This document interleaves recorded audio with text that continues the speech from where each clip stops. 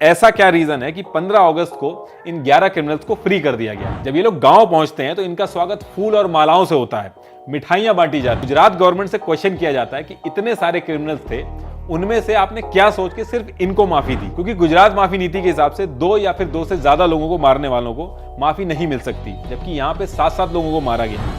इसमें एक clearly mention है कि रेप करने वालों को माफी नहीं मिल सकती। एफआईआर नंबर 59/2002 में जो टाइमिंग मेंशन करी थी सोम सिंह ने, उसकी डिटेल्स पुलिस जनरल डायरी से मैच ही नहीं हुई। जबकि इसी जून 2022 में हर एक स्टेट गवर्नमेंट को होम मिनिस्ट्री ने लेटर भेजा है कि इस बार किसी भी कीमत पे किसी भी रेपिस्ट को माफी नहीं मिलनी चाहिए।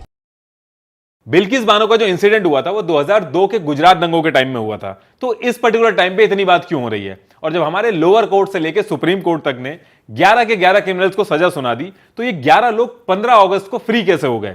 तो इसको समझने के लिए हमें थोड़ा सा पीछे जाना होगा। बिल्किस बानो जो कि 5 मंथ प्रेग्नेंट थी, ये गुजरात के दाहोद डिस्ट्रिक्ट में अपने हस्बैंड और 3.5 साल की बच्ची के साथ रहती थी।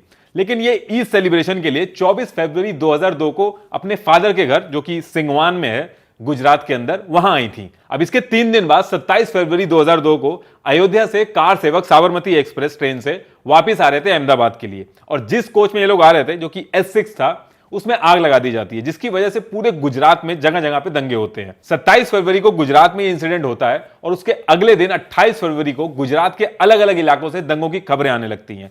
सिंगवान गांव, जहां पे बिल्किस अपने फादर के यहां रुकी थी, वहां भी दंगे शुरू हो जाते हैं। अब उस पर्टिकुलर गांव में दंगे आउट ऑफ कंट्रोल हो रहे थे, तो लोगों ने यह किया कि 15-15 और 16-16 के ग्रुप बना के अलग अलग डायरेक्शन में भागने लगे ताकि पहचाने ना जा सके। बिल्किस बानो का भी पूरा परिवार 3 ग्रुप में डिवाइड होकर अलग अलग डायरेक्शन में भागता है, जिसमें बिल्किस बानो अलग ग्रुप में, इनके हस्बैंड और भाई अलग ग्रुप में भागते हैं। बिल्किस बानो जिस ग्रुप में भागी थी अपना गांव छोड़ के, उसमें 16 लोग थे, जिसमें से इनकी मदर और इनकी 3.5 साल की बेटी इनके साथ में थी। ये लोग भागकर एक दिन वहां के जो एक्स MLA हैं मिस्टर दामोर, इनके घर रुकते हैं। उसके बाद ये लोग एक आदिवासी एरिया में रुकते हैं, जहां पे ये वहां के ट्रेडिशनल स्टाइल के कपड़े पहन लेते हैं ताकि इनकी पहचान ना हो पाए। लेकिन 3 मार्च को 25 से 30 लोग 2 व्हाइट कलर की जीप में हथियारों के साथ वहां पहुंच जाते हैं। इन लोगों को बिल्किस ऑलरेडी जानती थी, और बल्कि नाम से पहचानती थी, क्योंकि ये बिल्किस के गांव के ही थे जहां पे वो बचपन से रहती थी। अब इनके ग्रुप में से बाकी लोग तो भाग जाते हैं, लेकिन बिल्किस प्रेग्नेंट थी, इनकी बेटी छोटी थी और इनकी मदर काफी एज थी उनकी, तो ये लोग नहीं भाग पाते हैं। ऐसे करके 7 लोग उस जगह पे फंस जाते हैं। इन 25 से 30 लोगों में 12 लोग ऐसे थे जिन्होंने बिल्किस बानो और उनकी मदर के साथ रेप किया। बिल्किस की जो 3.5 साल की बेटी थी उसको मार दिया, और जो बचे हुए लोग थे जो भाग नहीं पाए थे, उनको भी ये लोग मार देते हैं। बिल्किस बानो को ये लोग समझते हैं कि ये मर गई हैं, लेकिन 3 से 4 घंटे बाद बिल्किस बानो को जब होश आता है, तो उनकी जो पूरी फैमिली थी, उनकी डेड बॉडी उनके आसपास पड़ी थी। ये पूरी रात वहीं पे पेड़ की आड़ में छुपी रहती हैं, और अगले दिन उसी आदिवासी गांव में जहां ये पहले रुकी थी, वहीं की औरतों से कपड़े लेती हैं, और वहीं पे यूनिफॉर्म में एक आदमी दिखता है इनको, जो कि होमगार्ड होता है। उसको बिल्किस बानो पूरी कहानी बताती हैं। वो होमगार्ड इनको लिमखेड़ा पुलिस स्टेशन लेके जाता है। शुरू में पुलिस स्टेशन में FIR नहीं लिखी जाती और पुलिस आरोपियों को बचाने की कोशिश करती है। वहां पे जो पुलिस ऑफिसर था सोम सिंह, उसने बिल्किस की जो स्टोरी थी, जो बिल्किस ने बताई थी, उसको मॉडिफाई करके कंप्लेन लिखता है रिटर्न में। और इस बात का तब पता चलता है जब CBI की इंक्वायरी होती है। जिस टाइम पे बिल्किस बानो अपनी स्टोरी बता रही थी, वहां पे मौजूद बाकी लोगों ने कंफर्म किया कि बिल्किस ने जो कहानी बताई थी और कंप्लेन में जो लिखी है, वो दोनों अलग अलग हैं। बिल्किस बानो पढ़ी लिखी नहीं थी, तो जो भी उन्होंने बोला वो कंप्लेन लिख दी उन्होंने, और उसको मॉडिफाई कर दिया, और उसके बाद उनसे अंगूठा लगवा लिया गया। पुलिस ने तो यह भी कह दिया कि इस केस में दम नहीं है, और अपनी क्लोजर रिपोर्ट भी सबमिट कर दी। इसके बाद बिल्किस बानो को इकबाल रिलीफ कैंप में शिफ्ट कर दिया जाता है, और वहां पे वो अपनी सारी कहानी लोगों को बताती हैं। सुगरा बेन और लतीफा बेन, जो कि कैंप की ऑर्गेनाइजर थी, ये बात आगे बढ़ाती हैं उनकी। कई NGO इसमें इन्वॉल्व होते हैं। इतना ज्यादा प्रेशर बनता है कि सुप्रीम कोर्ट ने CBI इन्वेस्टिगेशन के ऑर्डर दे दिए। CBI ने सारी चीजों की जांच की और अपनी चार्जशीट सबमिट की। ये जो आप स्क्रीन पे देख रहे हो, ये बिल्किस बानो केस की ओरिजिनल चार्जशीट की कॉपी है जो CBI ने सबमिट की थी। इसको आप पॉज करके पढ़ सकते हो। इसमें CBI ने बताया कि इस पूरे केस में बिल्किस बानो के साथ नाइंसाफी हुई है। इस केस में पुलिस क्रिमिनल्स को शुरू से बचा रही थी, उनके नाम छुपा रही थी। अब जिन लोगों ने हमला किया था वो बिल्किस के गांव के ही थे। बिल्किस इनके नाम पहचानती थी, इनको जानती थी, और कंप्लेन करते टाइम भी इनके नाम लिखवाए थे। लेकिन सोम सिंह ने इन सबके नाम मेंशन ही नहीं किए कंप्लेन में, और इसको एक भीड़ का हमला दिखा के केस बंद करने की कोशिश की। CBI ने ऑन पेपर ये चीज कंफर्म की है कि डॉक्टर भी मिले हुए थे। डॉक्टर ने बिल्किस बानो की रिपोर्ट गलत सबमिट की, और आगे चल के स्टेट फॉरेंसिक साइंस लेबोरेटरी, जो कि बड़ोदरा में है, उसने कंफर्म किया कि जो भी बिल्किस बानो ने बताया है वो सही है, रेप हुआ था। मेडिकल रिपोर्ट में इतनी जगह इंजरीज आई थी बिल्किस बानो के, इतनी सारी धाराएं लगाई थी CBI ने, और इतने विटनेसेस के स्टेटमेंट CBI ने सबमिट किए। इसमें पुलिस ने जो क्राइम हुआ था उसकी टाइमिंग भी गलत लिखी, ताकि जो क्रिमिनल्स हैं उनकी टाइमिंग से मैच ना हो। एफआईआर नंबर 59/2002 में जो टाइमिंग मेंशन करी थी सोम सिंह ने, उसकी डिटेल्स पुलिस जनरल डायरी से मैच ही नहीं हुई। बिल्किश बानो को क्राइम सीन पे ले जाके बॉडी की जो पहचान कराने का प्रोसेस था उसको स्किप कर दिया गया, बल्कि पूरे दिन तक क्राइम सीन पे कोई गया ही नहीं और जो डेड बॉडी थी उनके साथ भी छेड़छाड़ की गई। 4 मार्च को भाविन पटेल, जो कि क्राइम सीन का फोटोग्राफर था, उसने जो फोटोग्राफ ली थी क्राइम सीन की, उसमें बिल्किश बानो की जो 3.5 साल की बेटी थी उसकी बॉडी की फोटोग्राफ थी उसमें। ये उस फोटोग्राफ में जो बॉडी थी उनके नाम है, इसमें सलेहा जो कि बिल्किश बानो की बेटी थी उनका नाम भी मेंशन है। और नेक्स्ट डे जब दूसरा फोटोग्राफर आर.के. सोनी गया तो उसने जो उस क्राइम सीन की फोटोग्राफ ली तो उस फोटोग्राफ में बिल्किश बानो की बेटी की बॉडी की फोटो ही नहीं थी। सेम क्राइम सीन की फोटोग्राफ अलग अलग कैसे हो सकती है? और इसमें आप देखोगे तो जो बिल्किश बानो की जो बेटी है उनका नाम ही मेंशन नहीं है। न्यू दिल्ली से एम्स और सीएफएसएल की टीम बुलाई गई जिन्होंने पूरा क्राइम सीन विजिट किया। उन्होंने क्लियरली बोल दिया कि जिस तरीके से बॉडी रखी गई है इसमें छेड़छाड़ की गई है। कम्युनिटी हेल्थ सेंटर जो कि लिमखेड़ा पुलिस स्टेशन के पास में था, वहां स्टाफ अवेलेबल होने के बावजूद पोस्टमार्टम नहीं करवाया गया, बल्कि एविडेंस को मिटाया गया। यहां तक कि सीबीआई को दोबारा सारी डेड बॉडीज को कब्रों से निकलवाना पड़ा, तो वहां पे जाके पता चला कि सारी बॉडीज के जो पार्ट हैं वो इंटरचेंज कर दिए गए हैं ताकि बॉडीज की पहचान ना हो सके। बिल्किश बानो को धमकियां मिल रही थी इस केस को वापस लेने के लिए, इसलिए बिल्किश बानो ने रिक्वेस्ट डाली कोर्ट के अंदर कि इस केस को गुजरात के बाहर ट्रांसफर कर दिया जाए, और इस रिक्वेस्ट को कोर्ट ने एक्सेप्ट किया और केस को मुंबई शिफ्ट कर दिया।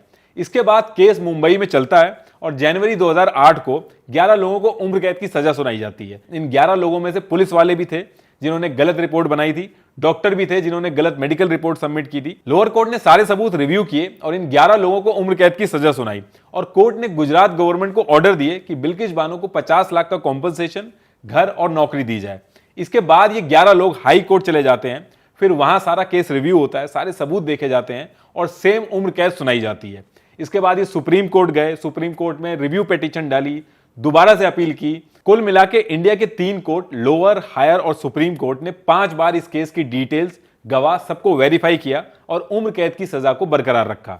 इसका मतलब यह है कि किसी भी तरह से कोई डाउट नहीं है कि इन्होंने क्राइम नहीं किया है। यह पूरी तरह से कंफर्म हो चुका है कि क्राइम इन्होंने ही किया है, और यही रीजन है कि ये 14 साल से उम्र कैद की सजा काट रहे थे। लेकिन अब बात यह है कि ऐसा क्या रीजन है कि 15 अगस्त को इन 11 क्रिमिनल्स को फ्री कर दिया गया। देखिए, आर्टिकल 72 और 161 के तहत प्रेसिडेंट ऑफ इंडिया और स्टेट के गवर्नर को यह राइट है कि वो कोर्ट की दी हुई सजा को माफ कर सकते हैं, लेकिन इस केस में इन्होंने माफी नहीं दी है, बल्कि गुजरात गवर्नमेंट ने माफी दी है। क्योंकि सीआरपीसी सेक्शन 432 के तहत स्टेट गवर्नमेंट को भी यह राइट है कि वो सजा माफ कर सकती है। और जब भी किसी बड़े लीडर की कोई एनिवर्सरी हो, 26 जनवरी हो, 15 अगस्त जैसे मौके होते हैं, तो कैदियों को रिहा किया जाता है। ऐसे ही गुजरात माफी नीति है जिसके तहत माफी दी जाती है। तो इन 11 आरोपी में से एक ने एप्लीकेशन डाली है कि 14 साल से हम लोग सजा काट रहे हैं, अब हमें माफी दे देनी चाहिए। तो इस रिक्वेस्ट को गुजरात गवर्नमेंट ने सुप्रीम कोर्ट के पास भेजा। तो पहले तो यही बहस हुई कि ये पूरा केस तो मुंबई में चल रहा है, तो गुजरात गवर्नमेंट का इसमें कोई रोल नहीं है।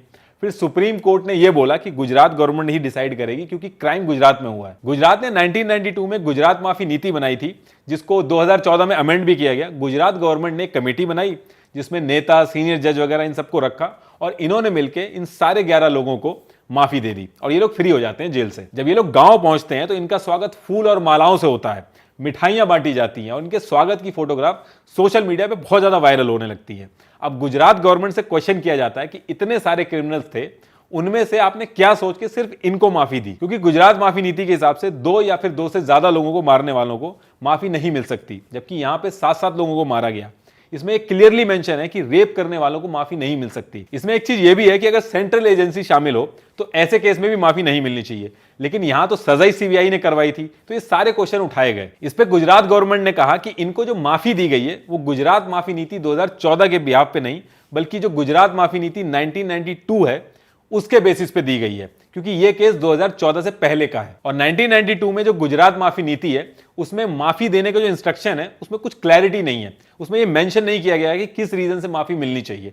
बस कुछ सजेशन दिए गए हैं, लेकिन क्लियरली कुछ नहीं बताया गया है। जबकि इसी जून 2022 में हर एक स्टेट गवर्नमेंट को होम मिनिस्ट्री ने लेटर भेजा है कि इस बार किसी भी कीमत पे किसी भी रेपिस्ट को माफी नहीं मिलनी चाहिए। अब बिल्किस बानो की जो वकील है शोभा गुप्ता, इन्होंने ये कहा है कि पीआईएल डालेंगी है इसके अगेंस्ट में। तो ये थी पूरी स्टोरी बिल्किस बानो की। हमारी कंट्री में और भी बहुत से बड़े केसेस हुए जिनके बारे में शायद आपको ना पता हो, लेकिन अगर आपको इस तरह के केसेस के बारे में जानना हो तो मैं आपको बताना चाहूंगा कुकू एफएम की ऑडियो बुक के बारे में, जिसका नाम है the cases that India forgot. इसमें कई पुराने और बड़े केसेस के बारे में बताया गया है जिन्होंने हमारे कॉन्स्टिट्यूशनल लॉ को भी चैलेंज कर दिया था। अब क्योंकि ये ऑडियो बुक है तो आप अपनी कन्वीनियंस के हिसाब से कहीं भी किसी भी टाइम आराम से इसको सुन सकते हो, क्योंकि इसको बुक की तरह लेके बैठने की जरूरत नहीं है। कुकू एफएम पर और भी अलग अलग जॉनर की ऑडियो बुक अवेलेबल है, जैसे कि बायोग्राफीज, कॉमेडी, क्राइम।